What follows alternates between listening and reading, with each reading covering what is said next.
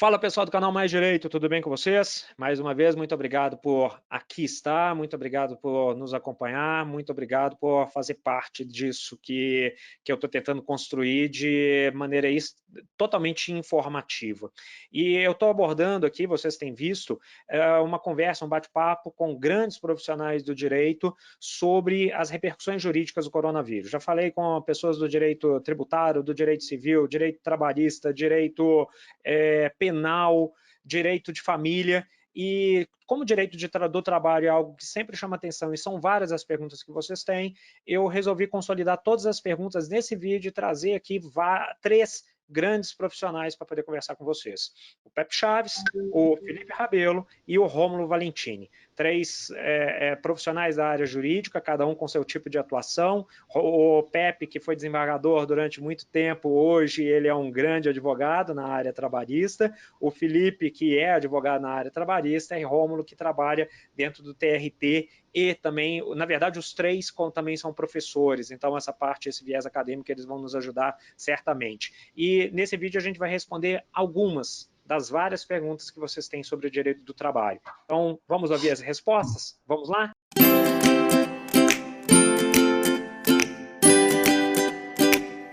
Pepe Chaves, Felipe Rabelo e Rômulo Valentini, muito obrigado por terem aceito meu convite de participar aqui do canal Mais Direito e muito obrigado por ajudar a esclarecer algumas das dúvidas que os nossos, eu não vou falar telespectadores, aqueles que estão nos vendo lá na telinha, têm sobre direito do trabalho, sobre Covid-19, sobre toda essa alteração que está acontecendo.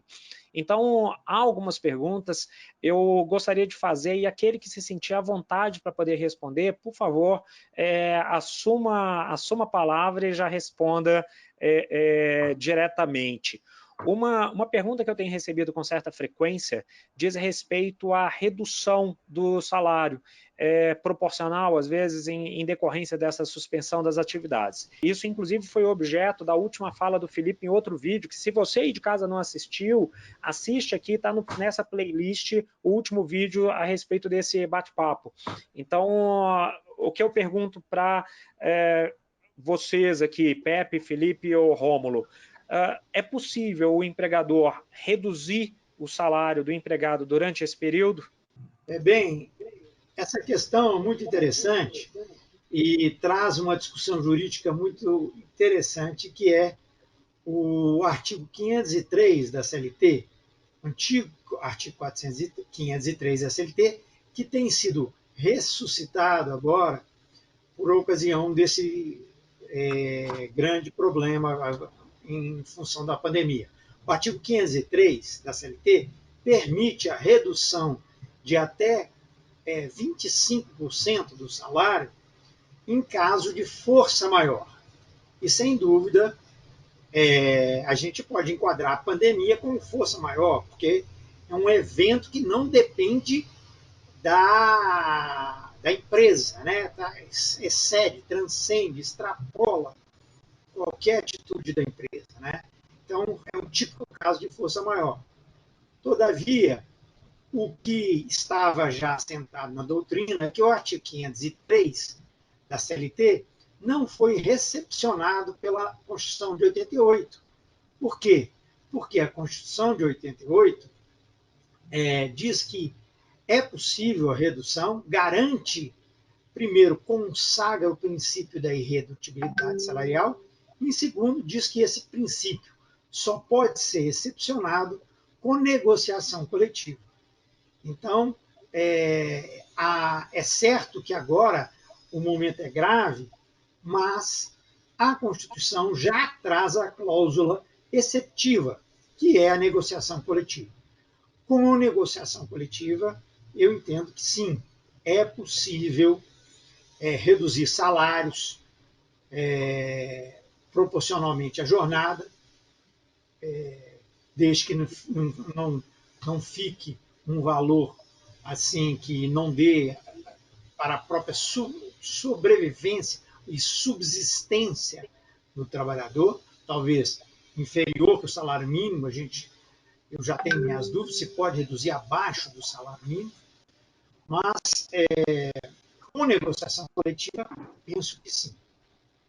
porque alguns ouvi alguma polêmica nesse sentido, alguns entendendo que tem que aplicar agora, vamos dizer, repristinar o artigo 503 pelo fato da pandemia. Isso eu acho que não pode.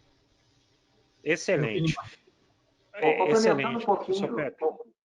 Complementando um pouquinho a fala do Pepe, a Constituição também ela vai proibir, né, vai garantir pelo menos o mínimo àqueles que percebem a remuneração variável, né, e garantir o salário hora. Então, a redução salarial teria que ser acompanhada pela redução de jornada. A grande controvérsia que vai surgir é se esse momento atípico aí da pandemia, dessa força maior, pode afetar essas questões que são cláusula sedimentada lá no artigo 7º da Constituição. A própria medida provisória 927 fala que resguardados as disposições constitucionais. Então, ao mesmo tempo que ela reconhece o estado de força maior, reconhece a questão da pandemia, a redução de salários, pura e simples nos termos do artigo 503, pode encontrar o óbice no princípio lá do artigo 7º, inciso 6º, né, da irredutibilidade dos salários. Então, surge outra polêmica. Você tem a Constituição prevendo a necessidade de negociação coletiva para a redução de salário, e você tem uma medida provisória, numa situação de pandemia, que fala que é desnecessária a intervenção dos sindicatos, que cada empresa e seus empregados podem fazer seu entendimento por meio de acordo individual.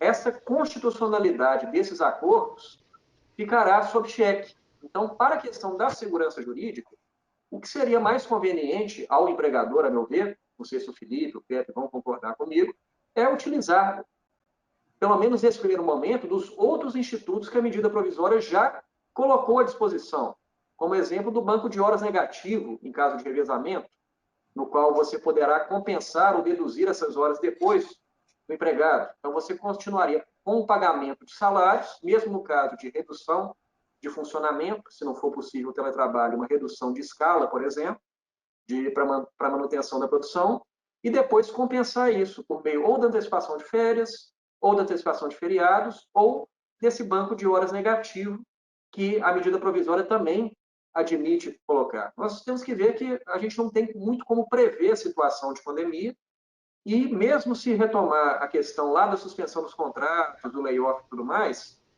é conveniente que o governo também estabeleça algumas regras. Se for realmente ser autorizada a redução de salários com redução da jornada, a garantia de remuneração mínima desses trabalhadores terá que ser feita de algum modo. Ainda vigente, né, artigo 476-A da CLT, estabelece o procedimento de layoff, ou suspensão dos contratos, coloca expressamente a possibilidade dos empregados receberem uma remuneração mínima, uma bolsa nesse período. Talvez seja a solução já prevista no ordenamento jurídico. A suspensão do contrato, mas com essa garantia mínima de remuneração, com risco a ser compartilhada, às vezes, pela empresa e pelo governo, porque a situação de pandemia pode durar mais alguns meses, a gente não tem como prever, mas o procedimento de layoff prevê até a suspensão de até 5 meses de contrato. E o seguro-desemprego também prevê a possibilidade de ser recebido por até 5 meses. Então, o governo pode antecipar esses valores para custear esse programa de amparo social, de seguridade social, para possibilitar a manutenção dos contratos de trabalho durante o período de suspensão contratual. Então, se não tivermos intervenção governamental apta a pacificar essas relações de trabalho, o jeito será realmente cumprir o comando da Constituição e incentivar que os sindicatos promovam boas negociações coletivas em relação à matéria, que, inclusive, no que não contrariar a Constituição, vão ter efeitos supralegais pela atual redação da matéria pós a reforma trabalhista de 2017. Felipe, quer complementar alguma coisa ou você me ajuda com uma outra pergunta? Não, acho que é importante, Franco, complementar o seguinte. Primeiro, eu concordo com os colegas que, de fato, no momento, a melhor forma de se fazer essa redução de salário por norma coletiva, obedecendo aí o mínimo legal, obedecendo, apesar da redação do artigo 503, ela está superada pela Constituição posterior, eu entendo que se obedecer esse mínimo legal é importante. O problema que está acontecendo com algumas empresas é que eles não estão conseguindo fazer essas negociações coletivas com os sindicatos da categoria. Então, existe uma outra alternativa, o artigo 617 da CLT ele permite que é você fazer essa negociação com os próprios empregados. Os empregados fazem essa negociação direta com a empresa, colegiadamente, não individualmente, e eles comunicam ao sindicato de sua categoria que terá um prazo de 8 dias para assumir as direções. Eu entendo que se reduzir esse prazo também para 24 horas, comunicando 48 horas para o sindicato assumir ou não as negociações, também é razoável. E aí você tem, porque alguns sindicatos não estão de fato operando, né? Nós estamos falando do Brasil inteiro, uma pandemia que pode se equiparar a de 1918, com milhões de mortos no mundo, e aqui no Brasil vai ter um reflexo disso. Então, acho que essa flexibilização para adotar também essa medida, ela é importante. E eu não aconselho, de fato, fazer individualmente, apesar do artigo 2º da medida provisória prever essa possibilidade, eu acho ela temerária nesse momento. Fazer de forma colegiada é o mais indicado. Muito obrigado, Felipe. Tem uma pergunta que tem algumas pessoas que fazem aqui por um receio muito grande e é real, é de receber férias sem qualquer tipo de remuneração. Felipe, isso é viável? Essa pessoa tem que ter esse medo mesmo? Não, assim, bom, a gente não pode prever o que o empresário, dependendo do empregador, vai fazer, mas não é aconselhável. A medida provisória, ela flexibilizou também essa forma de pagamento. E assim é aconselhável ser feito. E como é que é essa flexibilização? A pessoa que gozar de férias agora, tiver essas férias, né, sejam coletivas ou individuais, o empregador ele vai pagar essas férias até o 5º dia do mês subsequente ao início delas. Então, por exemplo, quem tira as férias agora a partir de 2 de abril, o empregador vai ter até 5 de maio para pagar essas férias.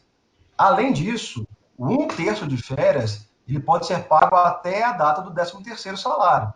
Então, isso ajudou o empregador a fazer um pagamento a posteriori. Mas a ausência de pagamento, a princípio, eu não vejo condições de ser feita, até porque é um direito constitucional, tem que ser preservado, mas o retardar desse pagamento é importante para que a gente dê uma continuidade nas atividades empresárias, né?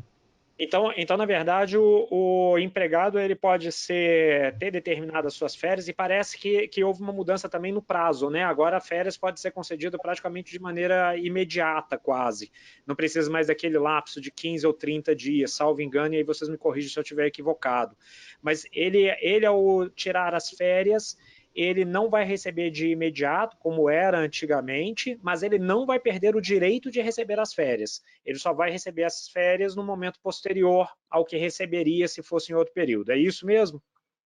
Isso. E o pré-aviso dessas férias, as férias é uma prerrogativa do empregador, lembrando, né? O empregador é que concede as férias ao empregado após o período aquisitivo.